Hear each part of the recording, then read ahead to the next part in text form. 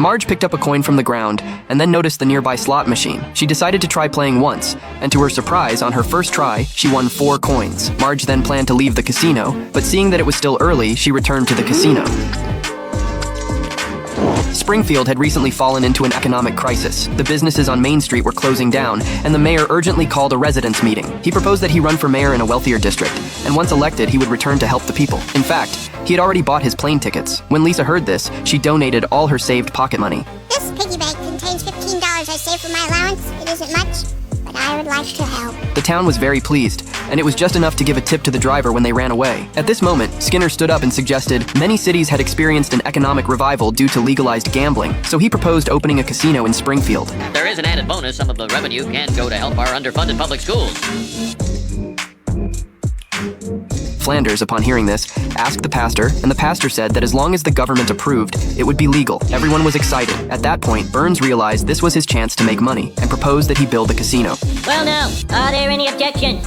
From Marge. Actually, I think it might really help our economy. In the end, everyone agreed to open a casino in Springfield. Burns was thrilled with his success, and couldn't stop smiling.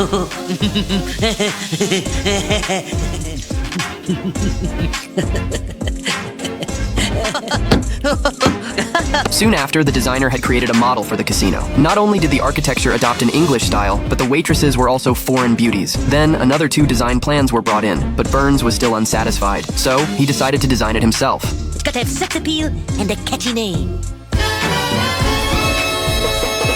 That day, Homer was practicing dealing cards at the dinner table. It turned out he worked as a dealer at Burns's casino. However, whenever he dealt the cards at the gambling table, the house always lost everything. The gamblers were happy, so they gave Homer their lucky hats. Why, thanks, Senator. Oop, looks like my shift is over. The casino had not only card tables, but also a circus for the children to watch.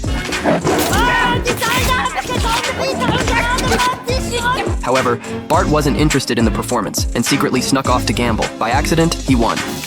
But since Bart was under 21, he was thrown out of the casino by the staff, who mocked him, saying he was just a kid who wanted to gamble. They told him, unless you can open your own casino. Yeah, welcome. Have a lucky day. Well, he certainly showed me. One day, Homer was at work when Marge suddenly came to find him. Since Marge had previously said she didn't support opening a casino, Homer mocked her. As a result, when Marge left, she picked up a coin from the ground, and that led to the scene at the start.